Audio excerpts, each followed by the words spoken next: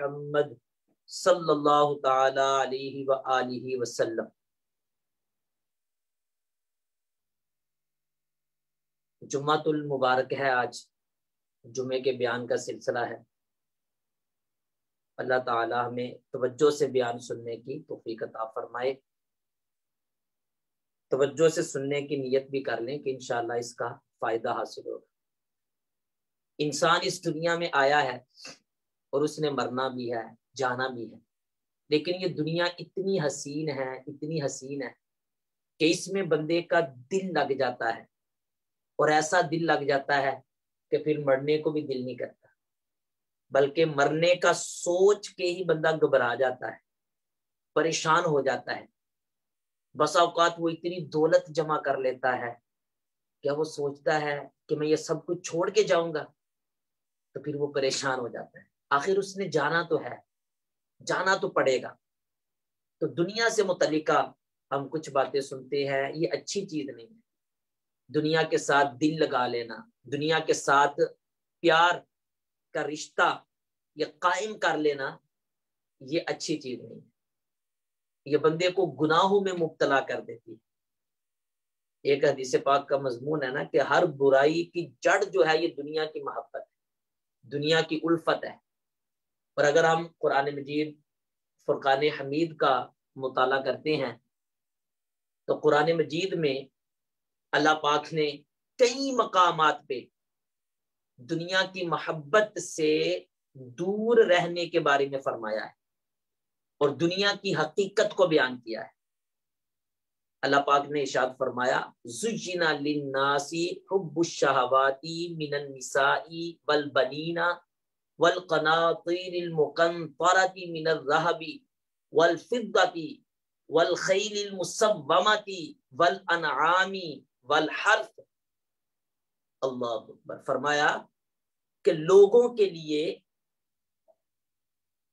خواہشات کی محبت کو مزین کر دیا گیا ہے۔ زُجِّنَ لِلنَّاسِ حُبُّ الشَّهَوَاتِ، خواہشات کی محبت، خواہشات کا پیار، یہ لوگوں کے لیے مزین کر دیا گیا ہے، یعنی اس کو بیوٹیفل بنا دیا گیا ہے، اس کے اندر ٹریکشن رکھ دی گئی ہے۔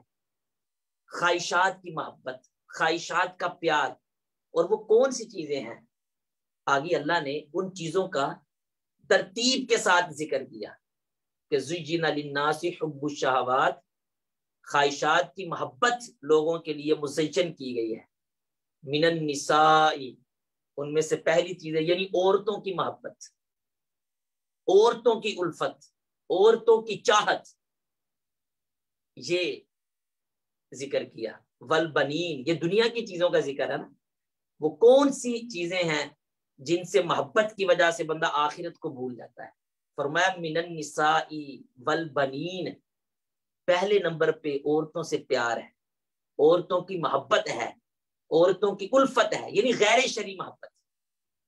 اگر آپ اپنی بیوی سے محبت کرتے ہیں، اپنی بیٹی سے محبت کرتے ہیں، اپنی بہن سے محبت کرتے ہیں، تو یہ ایک الگ چیز ہے، لیکن یہ محبت بھی ایسی نہ ہو کہ ان کی محبت حرام مال پر ابارے، یعنی بیوی اس بات پر اکسائے کہ مال لے کے آؤ بھائی، جہاں سے مرضی لے کے آؤ، بھلے حرام لے کے آؤ۔ اب بیوی کی بات ماننی ہے، وائف کی بات ماننی ہے، اس کی محبت میں آ کے بندہ سود لے لے، بندہ حرام بزنس کر لے، بندہ شراب سیل کر لے، اور شریعت کے حلال اور حرام کا خیال نہ رکھے، تو یہ بھی پھر جہنم کی طرف بات لے جائے گی۔ من النساء والبنین، عورتوں کی محبت اور بیٹوں کی محبت۔ اللہ اکبر۔ اس لیے فرمایا نا انما اموالکم واولادکم فتنہ، تمہارا مال اور تمہاری اولاد یہ فتنہ ہے۔ تو اولاد بھی فتنہ ہے بھائی، اولاد ہر صورت میں صدقہ جاریہ نہیں بنتی، یہ اولاد فتنہ بھی ہے۔ اگر اولاد کی خواہشات پوری کرنے کے لیے حرام کام کیا، حرام مال کمایا کہ میرے بچوں کو سہولیات ملے، میرے بچوں کے لیے کوئی اچھا بزنس بن جائے، ان کے لیے اچھا گھر بن جائے، اس بات کا خیال کرتے ہوئے حلال کا لحاظ نہ رکھا، حرام کی طرف پڑ گیا، تو پھر یہ بیٹوں کی محبت، یہ اولاد کی محبت بھی پھر جہنم میں لے جائے۔ من النساء والبنین، خواہشات کی محبت میں پہلا ذکر عورتوں کا ہے، پھر بیٹوں کا ہے. فرمایا من النساء والبنین والقناطیر المقنطرۃ من الذهب والفضۃ، سونے اور چاندی کا وہ جمع کیا ہوا ڈھیر. اللہ اکبر. سونے سے چاندی سے کتنی محبت ہوتی ہے، بالخصوص عورتوں کو کتنی الفت ہوتی ہے، کتنی چاہت ہوتی ہے.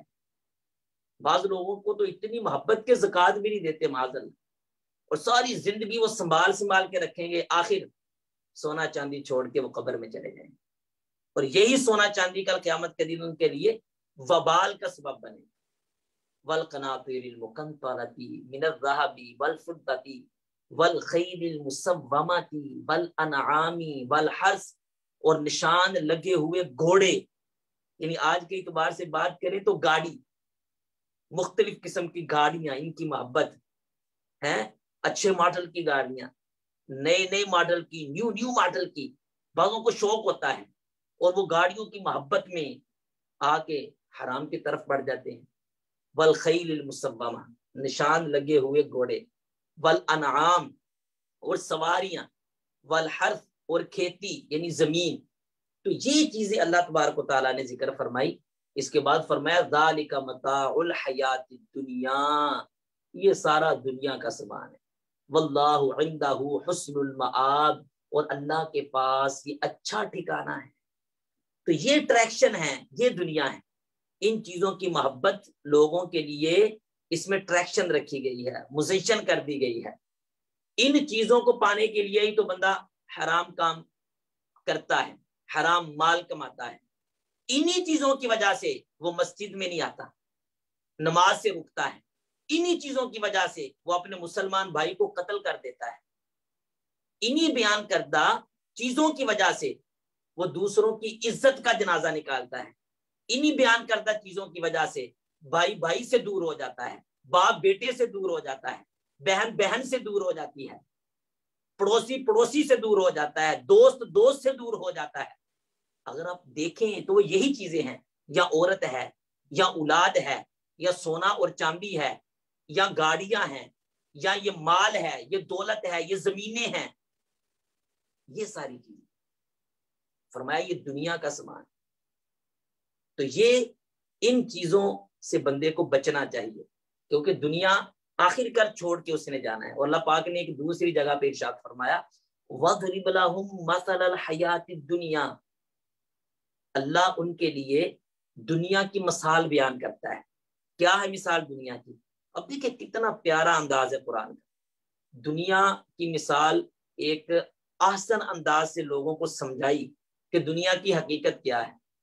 وَضْرِبْ لَهُمْ مَثَلَ الْحَيَاةِ الدُّنْيَا كَمَاءٍ أَنزَلْنَاهُ مِنَ السَّمَاءِ، دنیا کی مثال ایسی ہے کہ جیسے آسمان سے پانی اترے، پھر کیا ہو فَاخْتَلَطَ بِهِ نَبَاتُ الْأَرْضِ، تو زمین کے سبزے مل جائیں اس کے ساتھ. یعنی پانی اترے، ان پانی کی وجہ سے زمین کے اندر سے سبزہ نکلے، زمین ہری بھری ہو جائے، بیوٹیفل ہو جائے، خوبصورت ہو جائے.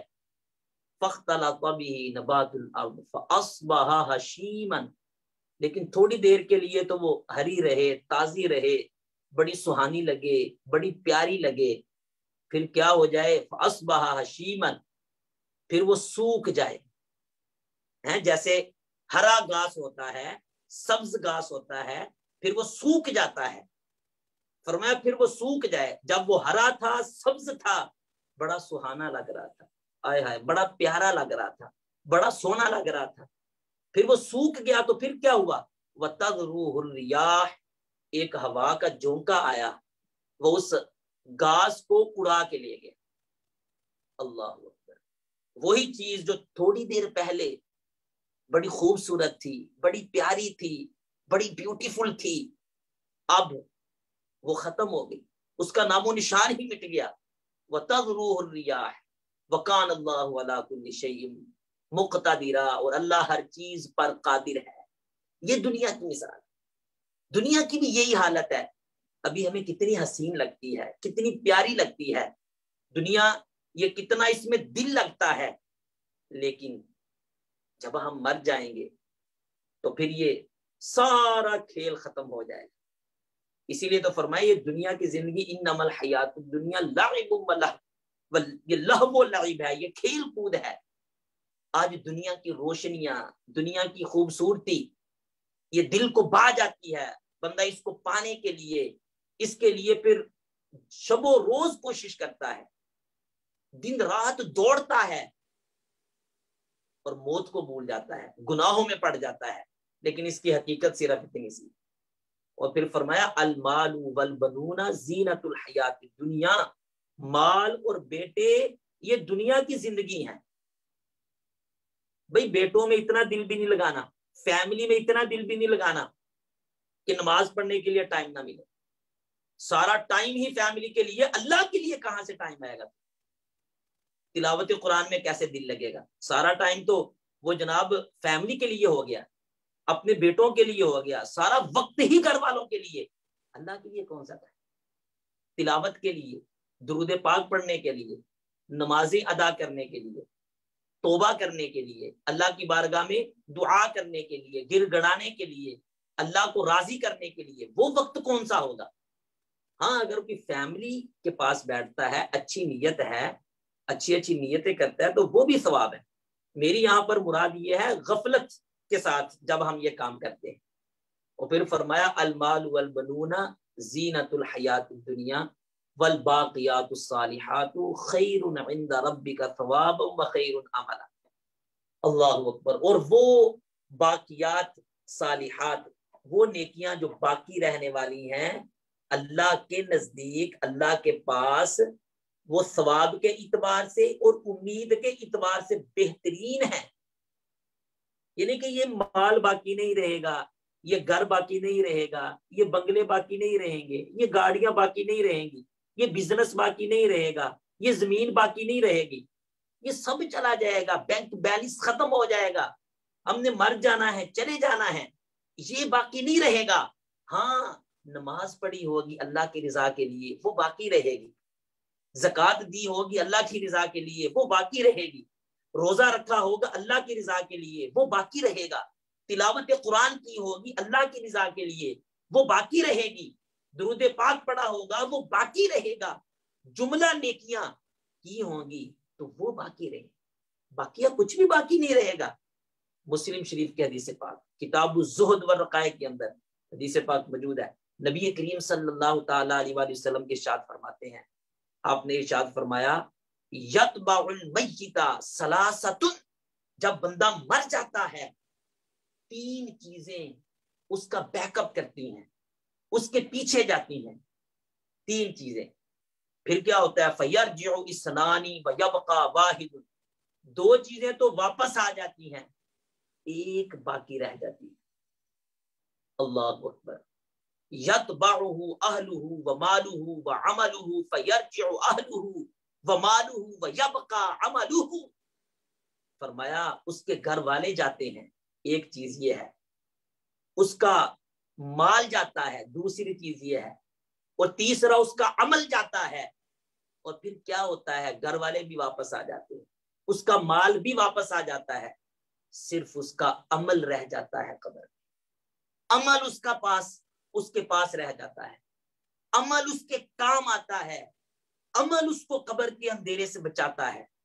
جو رات کے اندھیرے میں اٹھ کے اس نے نفل پڑے ہوں گے، جو مسجدوں میں جا کے اس نے سجدے دیے ہوں گے، جو اللہ کو راضی کرنے کے لیے تلاوت قرآن کی ہوگی، رب کی بارگاہ میں جو گر گڑایا ہوگا، اللہ کی رضا کے لیے جو حج کیا ہوگا، جو زکوٰۃ ادا کی ہوگی، جو اچھے اعمال کیے ہوں گے، وہ قبر میں رہیں گے، وہ ہمیں بچائیں گے، وہ ہمارے کام آئیں گے۔ جو درود پاک پڑا ہوگا وہ رہ جائے گا، سگے بیٹے بھی آ جائیں گے، فیملی کے لوگ بھی آ جائیں گے، ہمارے فرینڈز بھی واپس آ جائیں گے، عمل رہ جائے گا، عمل رہ جائے گا، باقیہ سارے آ جائیں گے۔ لیکن آج اس عمل کو ہم کیا اہمیت دیتے ہیں؟ کہتے ہیں ٹائم ہوا تو نیکی کریں گے، ٹائم ہوا تو اجتماع میں شرکت کریں گے، وقت ملا تو کریں گے، لیکن نمبر 1 بزنس ضرور کرنا ہے، ٹھیک ہے کرنا چاہیے، فیملی کو وقت ضرور دینا ہے، لیکن اللہ کے لیے ٹائم ہوا تو ٹھیک ہے بھائی، فارغ ہوا تو ٹھیک ہے، اسپیشلسٹی ٹائم نکالنا پڑتا ہے. حدیث شریف ہے نا, اللہ اکبر, بخاری شریف کے حدیث پاک ہے. نبی کریم صلی اللہ تعالی علیہ وآلہ وسلم نے فرمایا, حضرت انس سے مروی فرماتے ہیں کہ میرے آقا علیہ السلام نے خط النبی صلی اللہ تعالی علیہ وآلہ وسلم خطوطا وہذا اجلہ وہذا العمل, نبی پاک علیہ السلام نے ایک دفعہ چند خطوط کھینچے.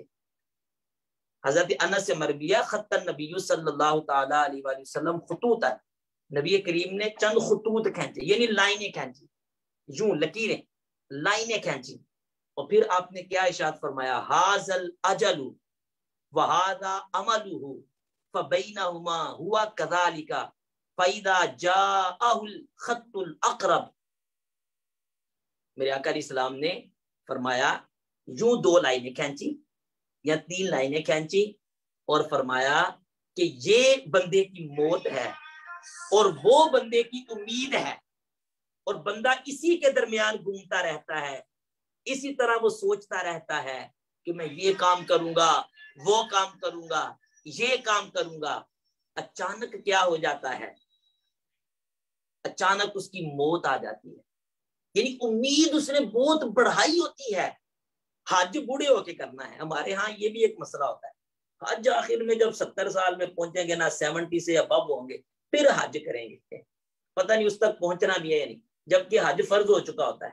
امید لمبی ہے, ابھی تو ایک جگہ شاپ ہے, دوسری جگہ تیسری جگہ بنانی ہے, ابھی تو گھر 2-3 اور بنانے ہیں, ابھی تو اپنے بچوں کو بھی بزنس سیٹ کر کے دینا ہے, ابھی تو بڑی عمر پڑی ہے, نمازیں بھی پڑھیں گے, پھر حج بھی کریں گے, پھر پکی توبہ کر لیں گے. امید وہ ہے. میرے آقا فرماتے ہیں موت یہ ہے, موت قریب ہے اور امید دور ہوتی ہے. وہ بندہ یہی سوچتا رہتا ہے, لیکن قریب والی چیز آ جاتی ہے, موت آ جاتی ہے. موت اس کو پھر مہلت نہیں دیتی. امید یہ بندے کو غفلت میں ڈالتی ہے. دنیا کی محبت کا سب سے بڑا سبب جو سمجھ میں آتا ہے نا, وہ امید ہے. یہ بھی بہت بڑا سبب ہے. علامہ جلال الدین سیوطی نے اپنی کتاب میں لکھا کہ جب اللہ تعالیٰ نے اس دنیا کو بنانے کا ارادہ فرمایا تو فرشتوں نے عرض کی, یا اللہ تو دنیا بنا رہا ہے, زمین میں اتنے لوگ کیسے سمائیں گے, زمین تو کم پڑ جائے گی, زمین کی جگہ چھوٹی ہو جائے گی. تو اللہ پاک نے ارشاد فرمایا کہ میں موت کو رکھ دوں گا. یعنی لوگ مرتے جائیں گے, پھر نئے لوگ آتے جائیں گے, پرانے مرتے جائیں گے, نئے لوگ آتے جائیں گے. تو فرشتوں نے عرض کی, یا اللہ اگر ایسی ہی صورتحال ہے تو لوگ زندگی کیسے بسر کریں گے, زندگی کیسے گزاریں گے, جب ان کے ذہن میں یہ بیٹھ جائے گا کہ ہم نے مر جانا ہے, موت ہے, تو پھر وہ زندگی کیسے گزاریں گے. نبی پاک اللہ پاک نے ارشاد فرمایا کہ دراصل بات یہ ہے کہ میں ان کے دلوں میں امیدیں پیدا کر دوں. امیدیں, وہ لمبی امید لگا لیں گے. وہ کہیں گے یار ابھی نہیں مرنا, ابھی تو بالکل نوجوان ہوں بھائی, ابھی تو میں نے تو 80, 90, 100 سال میں جا کے کہیں مریں گے. تو وہ امید کی بیس پہ بینک بیلنس بھی بڑھائے گا, امید کی بیس پہ وہ بنگلے بھی, کوٹھیاں بھی, گاڑیاں بھی, حرام حلال سب اکٹھا کر کے وہ کرتا جائے گا, اسی امید پہ کہ ابھی تو بہت ٹائم ہے لیکن موت آ جائے. تو یہ امید لگا لینا یہ بندے کو غفلت میں مبتلا کر دیتا ہے. ہمیں غور کرنا چاہیے, ہماری کتنی کتنی عمریں ہو چکی, آخر مرنا ہے نا بھائی. امید زیادہ نہ لگائیں. اگر کسی پر حج فرض ہے تو اس کے لیے وہ ہیلا کرے, آخرت کی تیاری کرے, آخرت کے لیے. اور دنیا, میں نے جیسے کہ عرض کی, قرآن آیات بھی بیان کی, دنیا چلی جانی ہے, اور جنت, جنت کا تصور ذہن میں لائیں گے, اب یقین کریں نیکیاں کرنا آسان. بخاری شریف کے حدیث پاک کتاب الرقائق کے اندر یہ حدیث پاک موجود ہے, حضرت سہل سے مروی ہے اور بڑی پیاری حدیث ہے. فرمایا موضع صوت فی الجنت خیر من الدنیا وما فیہا. فرمایا جنت میں جو ایک کوڑا رکھنے کی جگہ ہے, وپ, ایک کوڑا رکھنے کی جو جگہ ہے, وہ دنیا اور جو کچھ دنیا میں ہے وہ سب سے بہتر ہے. اللہ اکبر. یہ ہے جنت جناب, جو اچھے اعمال کے بدلے ملے گی. کہ کوڑا رکھنے کی جگہ جنت میں ساری دنیا اور جو کچھ بھی اس میں ہے وہ سب سے بہتر ہے، سب سے بیسٹ ہے. تو پھر ہم کیوں نہ اس جنت کی طرف جائیں، کیوں نہ نیکیوں پہ دل لگائیں، نیک اعمال کی طرف بڑھیں اور اپنا یہ ذہن بنائیں کہ دنیا کے لیے اتنا ہی کمانا ہے جتنا یہاں رہنا ہے. بہت زیادہ مصروفیات دنیا میں نہ کرے.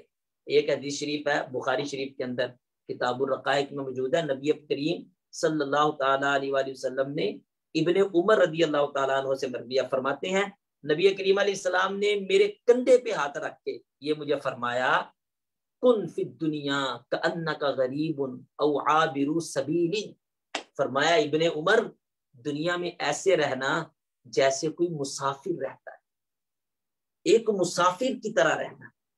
اور مسافر خانے کے ساتھ دل نہیں لگاتا. اور اسی حدیث میں ہے کہ ابن عمر پھر یہ فرمایا کرتے تھے، نصیحت کیا کرتے تھے، اذا امسیت فلا تنتظر المساء اذا امسیت فلا تنتظر الصباح، کہ جب تو شام کرے تو صبح کی امید نہ رکھ، صبح کا انتظار نہ رکھ، صبح کا انتظار نہ کر. وَإِذَا أَصْبَحْتَ فَلَا تَنْتَظِرِ الْمَسَاءَ، اور جب تو صبح کرے تو پھر شام کا انتظار نہ کر.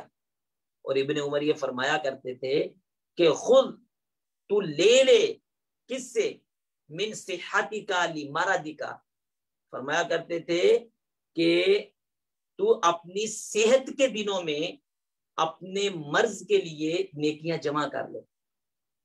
اور فرماتے تھے وَخُذْ مِنْ حَيَاتِكَ لِمَوْتِكَ، اپنی زندگی میں اپنی موت کے لیے نیکیاں جمع کر، اس میں سے کچھ لے ذخیرہ کر لے. اللہ. تو ہمیں غور کرنا ہے کہ دنیا کے ساتھ ہم زیادہ دل نہ لگائیں. ایک اور حدیث پاک سنیے، مسلم شریف پہ موجود ہے. نبی کریم صلی اللہ تعالیٰ علیہ وآلہ وسلم ارشاد فرماتے ہیں، ان الدنیا خادرۃ وحلوۃ، دنیا جو ہے یہ سرسبز و شداب ہے، یہ بڑی خوبصورت ہے اور میٹھی ہے. جیسے میٹھی چیز کی طرف بندے کا دل مائل ہوتا ہے، خوبصورت چیز کی طرف بندے کا دل مائل ہوتا ہے. فرمایا دنیا بھی بڑی سبز ہے، خوبصورت ہے اور یہ میٹھی ہے.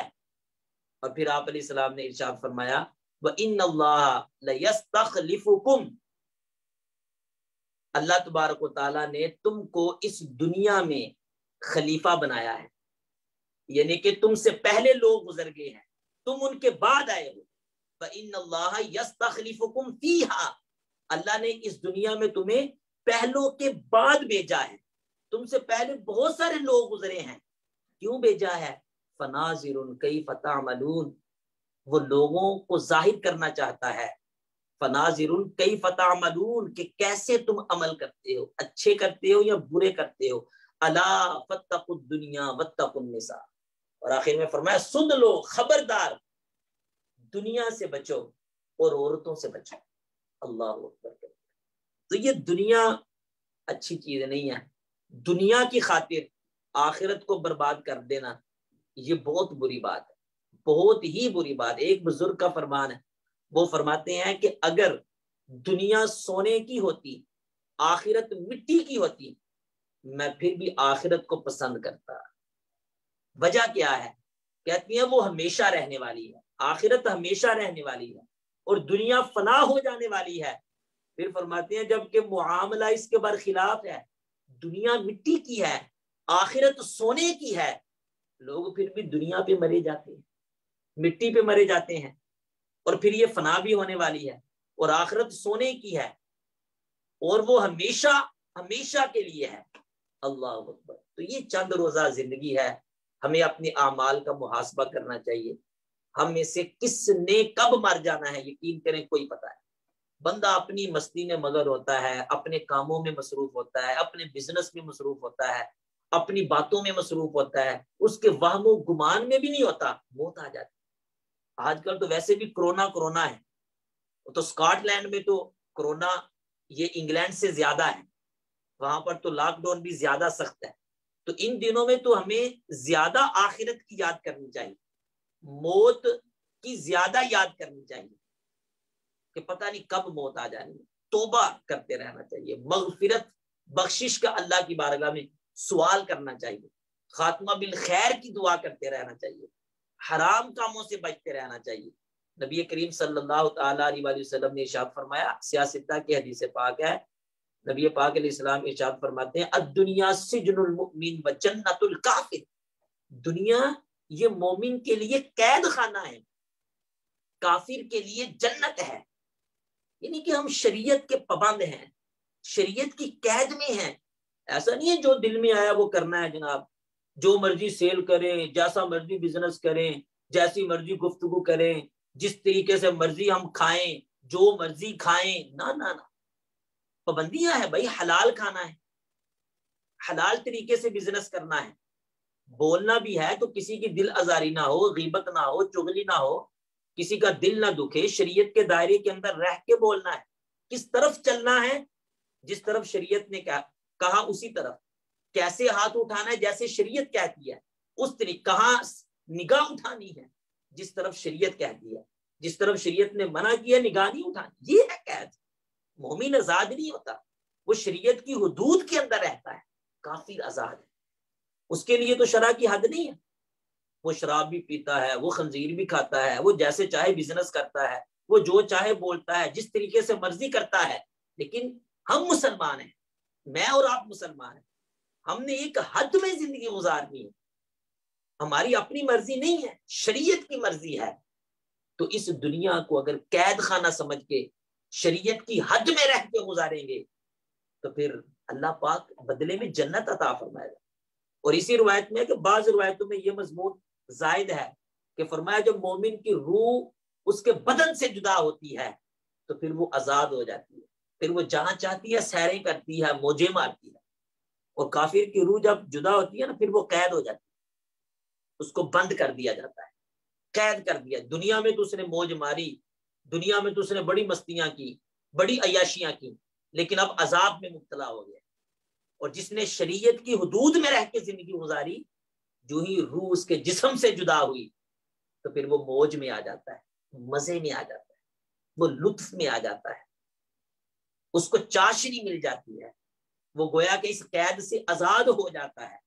تو اس لیے ہمیں اپنا محاسبہ کرنا ہے، اپنے آپ کو نیکی کے رستے پہ لانا ہے، دعوت اسلامی کے دامن کو تھام کے رکھیں، امیر اہل سنت کی طرف سے جو ہمیں ہدایات دی جاتی ہیں ان پر عمل کرتے رہیں، نمازوں کی بالخصوص ہم حفاظت کریں، فجر کی بھی حفاظت کریں، دیگر نمازوں کی بھی حفاظت کریں، اپنے مال کو حرام سے بچائیں۔ مین پوائنٹ یہ ہے، شراب سیل نہ کریں، شراب کے قریب سے بھی نہ گزریں یار۔ کئی مسلمان ہوتے ہیں، مسلمانوں کی شاپس پہ شراب مل رہی ہوتی ہے، الامان والا یہ شراب سیل کرتے ہیں، اس کے علاوہ بھی وہ حرام چیزیں سیل کر رہے ہوتے ہیں۔ تو ان چیزوں سے ہم نے بچنا ہے بھائی، اگر اس کمائی سے دنیا میں کچھ بنا بھی لیں گے تو کب تک آخر بھائی، مر جائیں گے، اور 100% یہ کمفر میں مر جائیں گے۔ اللہ پاک ہمیں عمل کی توفیق عطا فرمائے، سمجھنے کی توفیق عطا فرمائے، آمین بجاہ النبی الامین صلی اللہ تعالی علیہ وآلہ وسلم۔